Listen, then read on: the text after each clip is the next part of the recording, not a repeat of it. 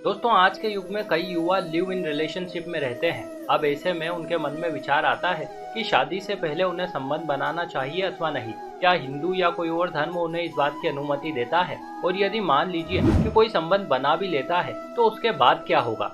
वैसे आज के इस वीडियो में हम आपको जीवन से जुड़े कुछ ऐसे ही महत्वपूर्ण प्रश्नों के उत्तर देने वाले हैं। इसके अलावा हम आपको परिचित कराएंगे स्त्रीण रहस्य से, जिससे आपको पता चलेगा सुखी वैवाहिक जीवन के बारे में। साथ ही ये भी कि सुहागरात मनाने से क्या लाभ है और ना मनाने से क्या हानि। लेकिन कथा शुरू करने से पहले यदि अभी तक आपने इस चैनल को सब्सक्राइब, वीडियो को लाइक व शेयर नहीं किया है तो जल्दी से कीजिए, ताकि आगे भी आपको सनातन धर्म से जुड़ी ऐसी ज्ञानवर्धक व रोचक जानकारियां प्राप्त होती रहें। नमस्कार और एक बार फिर स्वागत है आप सभी का आपके अपने वीडियो कलेश यूट्यूब चैनल पर।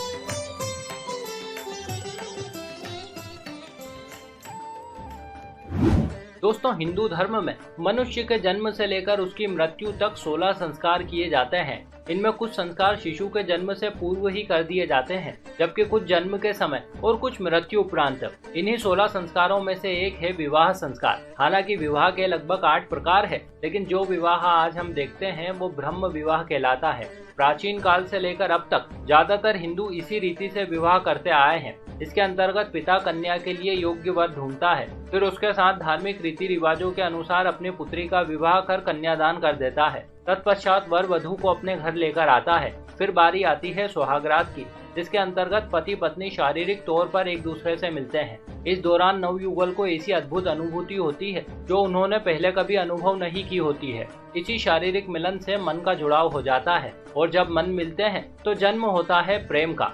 और जब ये प्रेम और भी अधिक गहरा हो जाता है तब ये विधायक रूप लेकर दो आत्माओं के मिलन का कारण बनता है। इसीलिए कहते हैं कि पति पत्नी का रिश्ता 7 जन्मों का होता है। अतः दोस्तों, ऐसे मिलन या विवाह को शास्त्रगत दृष्टि से सबसे उत्तम माना गया है। साथ ही इससे जन्मी संतान माता पिता की सेवा व अनेक कुलों को तारने वाली होती है।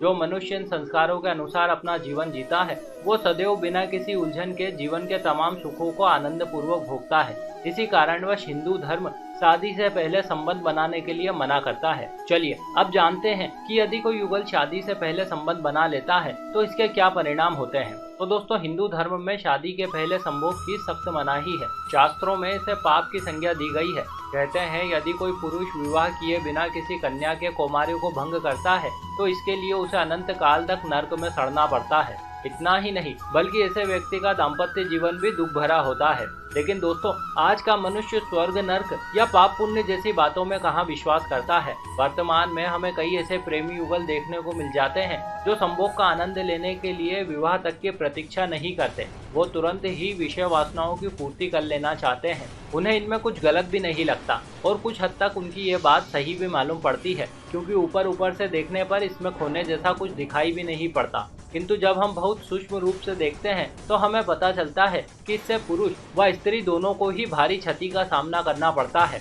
पहले हम बात करते हैं कि इसमें स्त्री को क्या क्षति उठानी पड़ती है। दोस्तों, हिंदू धर्म में कन्या के कौमार्य या कुमारेपन का बहुत ही अधिक महत्व है। जब कोई कन्या पहली बार समागम करती है तो इससे उसकी कौमार्यता भंग हो जाती है। अंग्रेजी की भाषा में इसे लॉस ऑफ वर्जिनिटी कहते हैं। और यदि किसी कन्या का कौमार्य नष्ट हो जाए तो फिर वो पुरुष के लिए उतनी अधिक मूल्य की नहीं रहती जितनी की वो पहले हुआ करती थी। इस संबंध में स्त्रीण रहस्य कहता है कि स्त्री प्रतीक्षा की मूर्ति होती है और वो जन्म जन्मांतरों तक अपने प्रियतम की प्रतीक्षा कर सकती है। कोई नारी जितनी अधिक प्रतीक्षा करती है उसका सौंदर्य उतना ही अधिक निखर जाता है। सरल शब्दों में कहें तो जितनी अधिक प्रतीक्षा होगी मजा भी उतना ही अधिक आएगा। किंतु इस सब के ठीक विपरीत यदि कोई स्त्री मिलन के लिए आतुर हो उठे, उसे सुहागरात तक की प्रतीक्षा ना हो, तो इसका अर्थ यह है कि वो अपने स्त्रीण रहस्य से अपरिचित है। उसे अपनी शक्ति व गहराई के बारे में कुछ अता पता नहीं है। अतः किसी भी स्त्री को साथी के उकसाने पर इतनी सहजता से राजी नहीं होना चाहिए।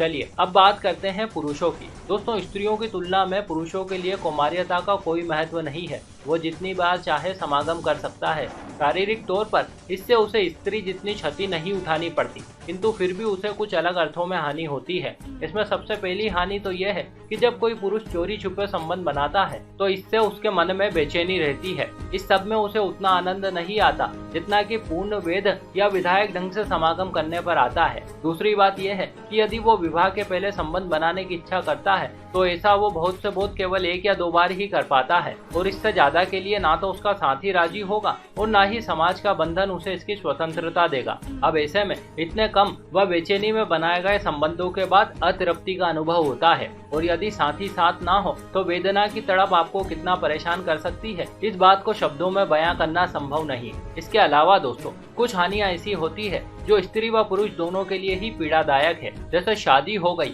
या होने वाली है, इन दोनों में बहुत बड़ा फर्क है। मान लीजिए कि आपकी शादी जिसके साथ तय हुई है उसके साथ आपने संबंध बना लिए, जिससे आपका अपने साथी से लगाव और भी गहरा हो गया। अब हुआ यूं कि किसी कारणवश वो रिश्ता नहीं हो पाया, फिर आगे क्या होगा? निश्चित ही आपको मन ही मन उसकी कमी का आभास होगा और आप परेशान होने लगेंगे। इसके बाद यदि आपकी जिंदगी में कोई और आएगा तो आप उसे पूरे मन से स्वीकार नहीं कर पाएंगे, क्योंकि आपका मन तो पहले ही कहीं और लग चुका है। भले ही आप लाख कोशिश कर लें, लेकिन आप इस साथी के इतना निकट नहीं पहुंच पाएंगे जितना कि आप पहले हो सकते थे। इससे आपके बीच आपसी प्रेम का जन्म नहीं होगा। ऐसे लोगों का दाम्पत्य जीवन बहुत ही कष्टदायक होता है। बस इन्हीं कुछ कारणों से दोस्तों, न सिर्फ हिंदू धर्म में अपितु ईसाई व इस्लाम धर्म भी शादी से पहले संभोग करने से मना करता है। तो दोस्तों, ये थे कुछ प्रमुख कारण जिसके अंतर्गत आपको विवाह से पूर्व संबंध नहीं बनाना चाहिए। आशा करते हैं आपको हमारा प्रस्तुतिकरण व प्रयास जरूर अच्छा लगा होगा। आपने हमें इतने प्रेम से सुना,